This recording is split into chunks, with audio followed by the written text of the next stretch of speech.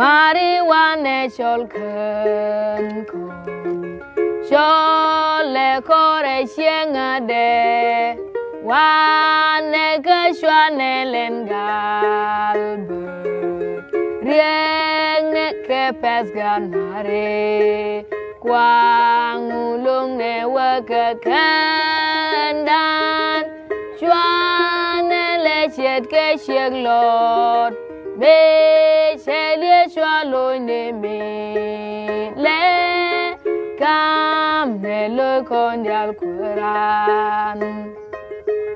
Jesus la no ge konde chiang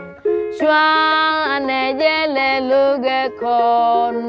quang ulung ne ra me ken kon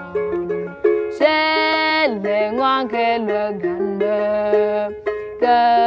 quran cho le konde chiang ariang ne ke lor ne je Chwane loy de len jake yes kam ne rocket yes mikon Kristu egat ko bende nyal no nge koni roi ni gwan